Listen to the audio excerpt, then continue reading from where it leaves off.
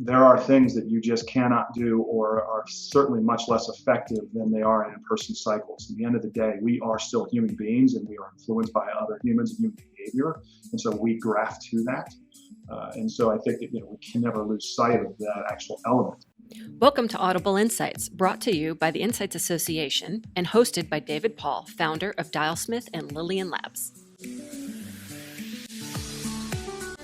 Hi, everyone. This is David Paul, and on this episode of the Audible Insights podcast, I'm talking with Brett Watkins, president of L&E Research. So, did you found L&E? Are you the original founder?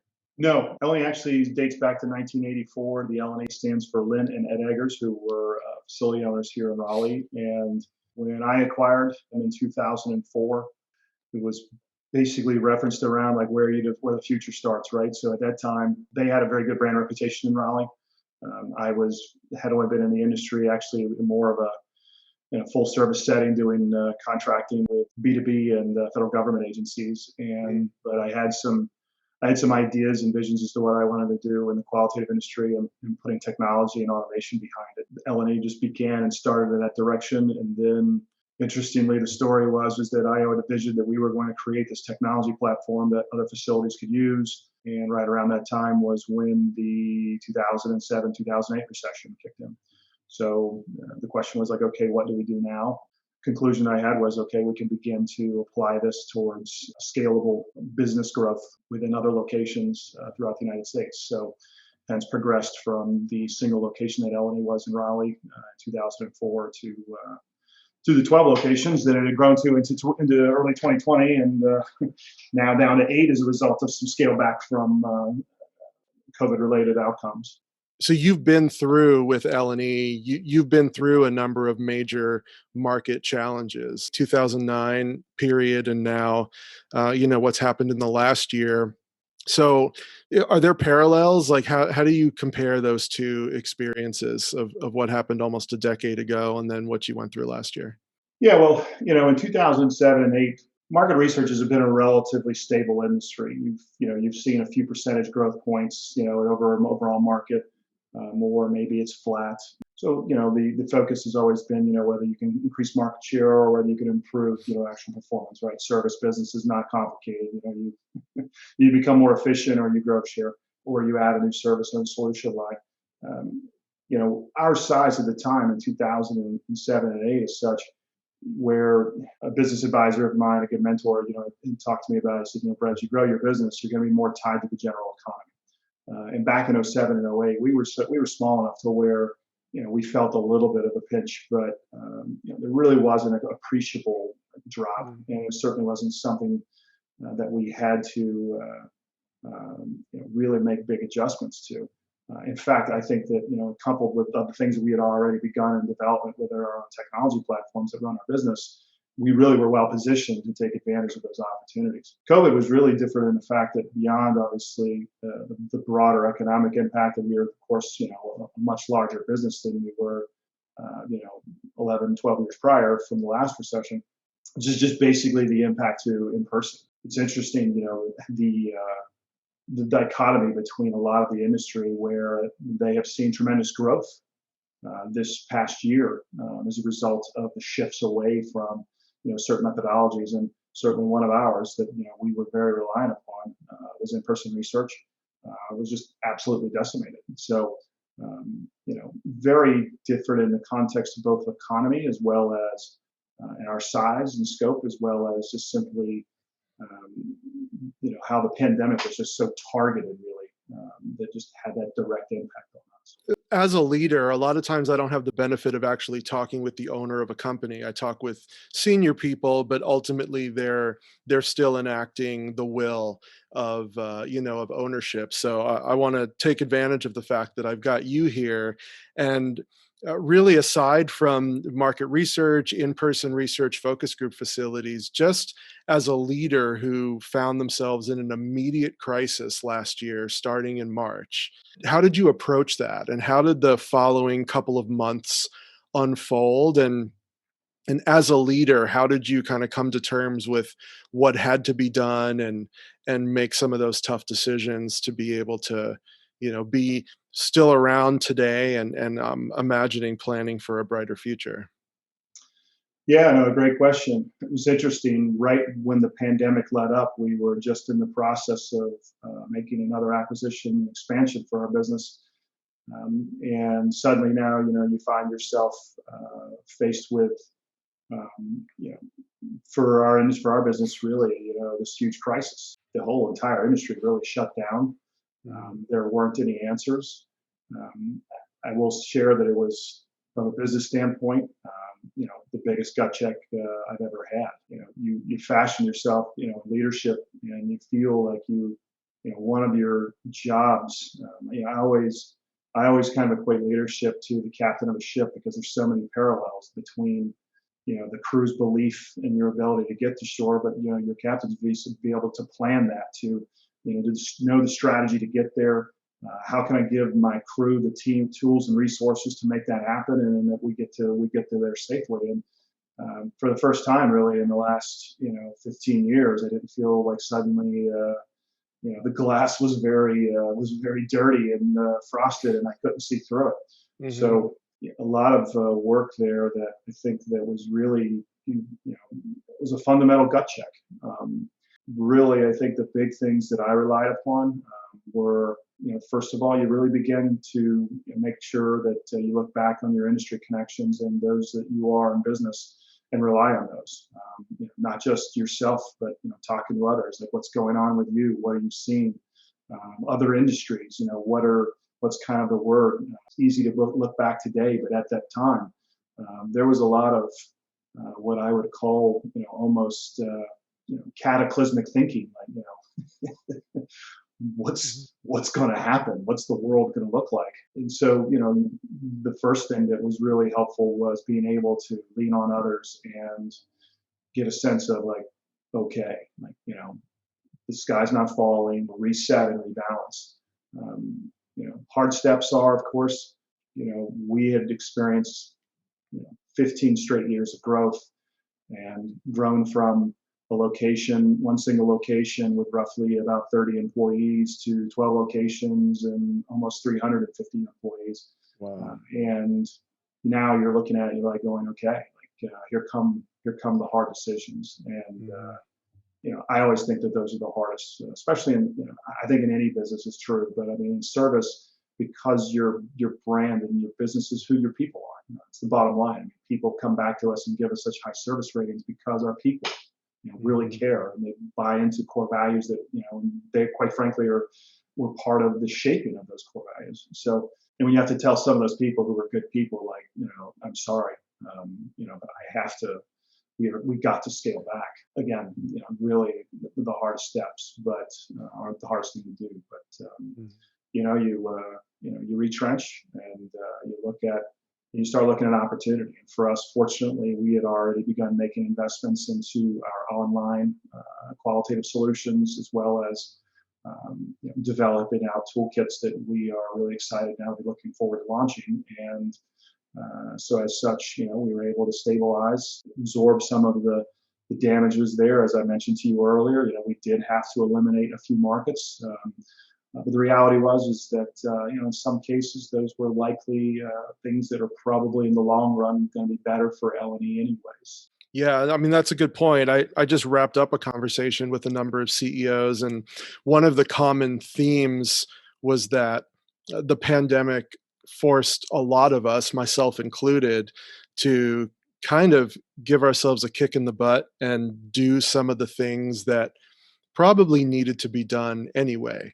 But due to being either comfortable or complacent, or it was fine, it wasn't losing us money, but maybe it wasn't the biggest money maker. So why rock the boat? Let's just leave things as they were.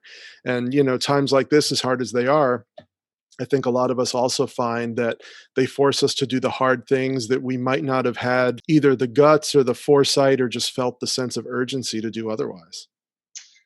Yeah, and I think too that, along that line, which I 100% agree with, we had 80% of our revenue was tied to on-site facility-based research. That model completely turned upside down over the last, during the pandemic. So how we, adapted to that. You know, Part of it is just a testament to the quality of the team that we built here and their ability to rapidly shift and go. It also, to your point about a kick in the pants, we had been focusing on other things that just said, well, the business is rolling well and where we're investing in and growing and just kept trying to, I think put what I consider to be small improvements on that area. And the pandemic hit and it forced us to make an 80-degree shift in the other way. And we're like, okay, we've got to reallocate all our resources into our more online strategies and the software development that we built out to that. And so I think the good news looking forward is that we now have really positioned ourselves exceptionally well and seeing great success there. And so we're now very bullish on looking ahead as to when in person comes back. That's just going to be more icing on the cake. Now more than ever, there's nothing like in-person research to deliver the voice and the views of the consumer. Face-to-face delivers on empathy, captures nuanced body language, and creates personal connections that can be explored further.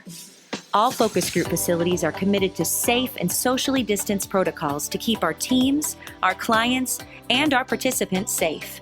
People are engaged and excited to share new emotions, new buying patterns, and new ways that they're seeing the world. Clients need this deep insight to make the best possible decisions at this critical time. We're here, we're focused, and we're ready. For in-person research, it's time to embrace the research space. Yeah, and you're absolutely right about good people. And my company, works with L&E, and we've always had a great experience. Your people are really what makes the difference. And for my team, who has to manage large, complex projects, having partners who can kind of do the kind of job that your people do really makes all the difference. So that is a huge testament to you and your staff, for sure. Well, I thank you for that, Mike.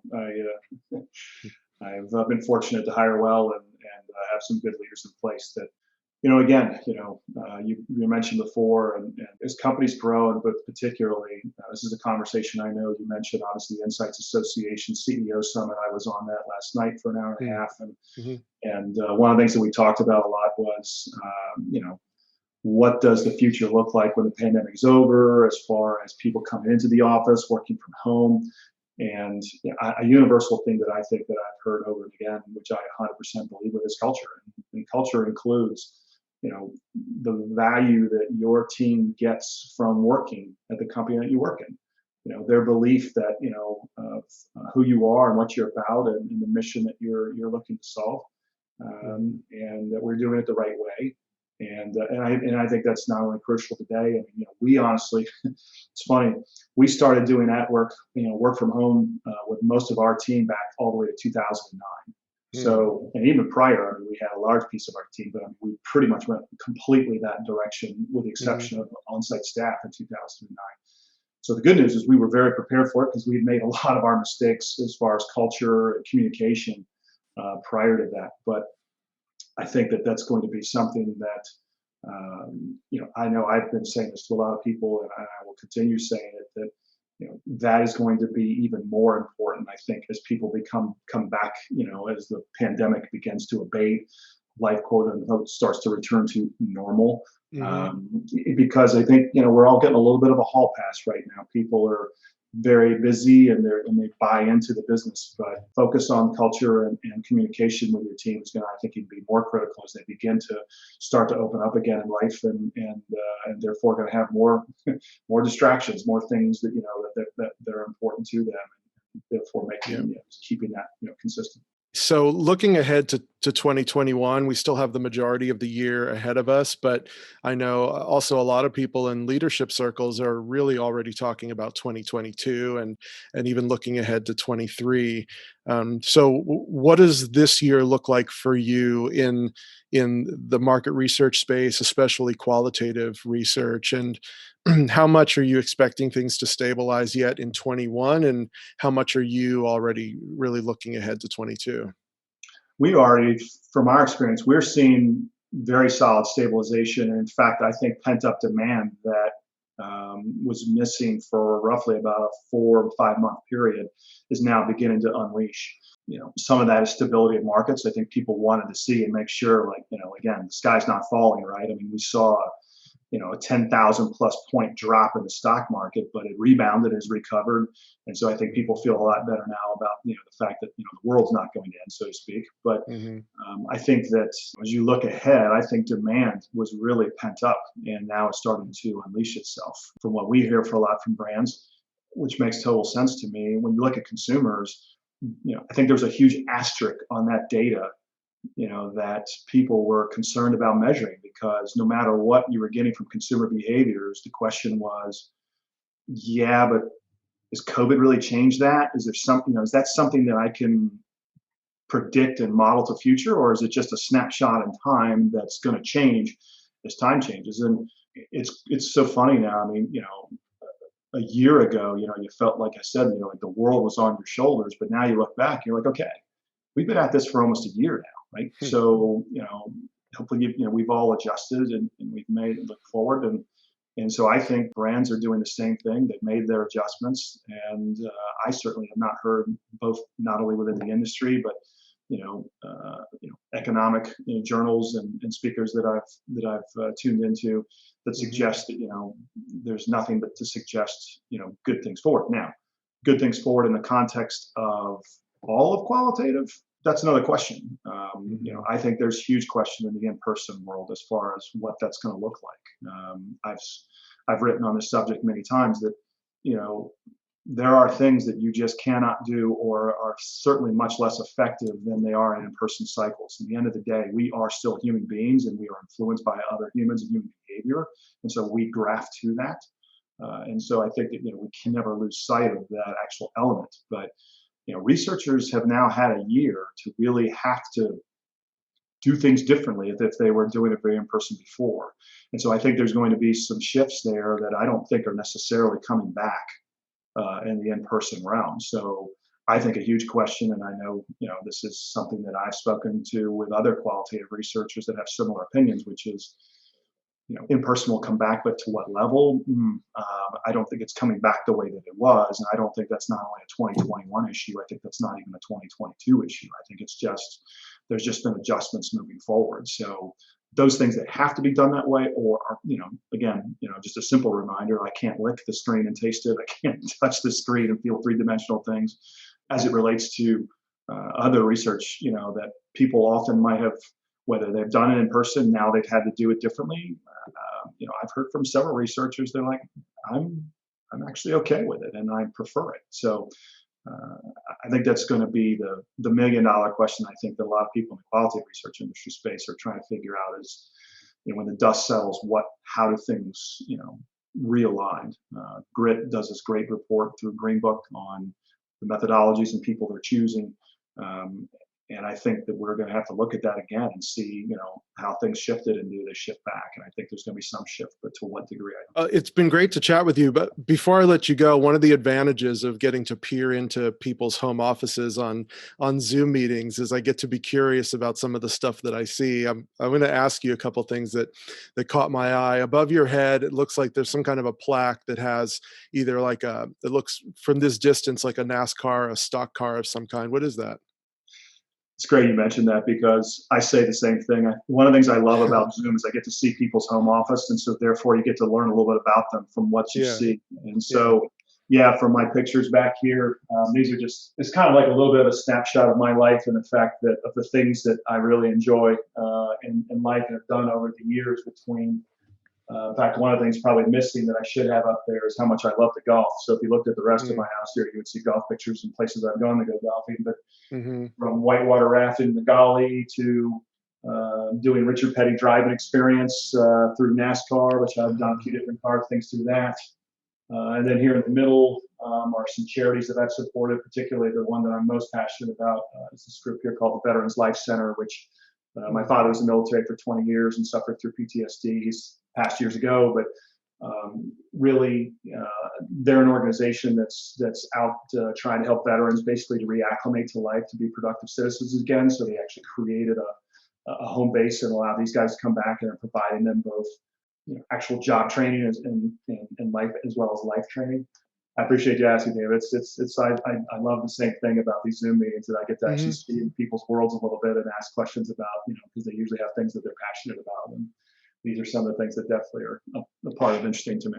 You also have a pretty robust bookshelf behind you. I'm going to ask you to call out, is there a particular book that's had a significant influence on either your life or your career that you'd either recommend for a leader or even for someone more junior in business in general as they're looking to design their career and come up? Any one or two titles that you'd shout out? Yeah, I'll give you three. From just a personal standpoint, and something that it's a very old book, but it's been around for a long time. I'm a very big fan of Stephen Covey's 7 Habits of Highly Effective People. Very in tune to me. I think he hit on it without really hitting on it, which is empathy and trying to understand. It's one of the reasons why I'm in qualitative research. I just love the human behavior and understanding human psychology better, and people. That just fascinates me, and what drives us, including my own self. On a business standpoint, I mentioned traction before. I found that to be an invaluable tool for our business, something that has been the greatest benefit that I've seen. We talked about communication before, is it really helped us get the entire company on the same page, got us all talking in the same language, all got us communicating and working on common, like we call rocks in traction, but like big things that, we're trying to achieve, while we're also understanding and measuring goals and keeping everybody on tune for that. It's a pretty simple read. It's not a very long one, but the system takes a little time to implement. But anybody in business, I always encourage them to consider that as the cost per benefit is immensely in your favor. And then finally, the one you mentioned that just on the junior level, but at any really level, I'm a big fan of Simon Sinek, Start With Why. Whether you talk about business or you talk about whatever vision or passion, he really gets at the heart, I think, of understanding what it is and why is it you want to go in a particular direction, and what is it about this that draws you to it, because if you're passionate about what you're doing, the rest of it comes a lot easier. So it's no longer a job; it's a career. It's a mission. It's a goal. Well, I want to commend you for what you were able to weather last year. You clearly had the leadership in place and the team in place to be able to make the hard decisions, but to also set yourself up for what's hopefully a very successful future. And I know that leaders like you in our industry not only help other leaders like me, but also help those who are coming up and need good places to work, but also need people that they can turn to for advice. And I hope that many people of all levels who listen to this episode will not only learn what does it take to weather a difficult period of time, but also how can you look at the big picture and really set yourself up for a career that's meaningful and that you enjoy, and then make sure that you do enough fun stuff to fill up your walls with pictures and flags of things that you enjoy, because that's really what makes life worth living. I will leave you with an expression that I just learned the other day from a friend, which was life is a feast and fools are starving. So that is I thought was a wonderful summation on life in general, which is there's lots of great opportunities out there here, especially here in the U.S., and it's just up to us to go pursue them. That's great. Well, Brett, thank you so much for giving us some of your time today. It was great to talk with you. Hey, David, enjoyed it. Thanks for having me. Thanks so much for listening. You can find all our episodes by searching Audible Insights on iTunes, Stitcher, or Google Play, and by visiting insightsassociation.org/audible. Thanks again, and we'll catch you next time.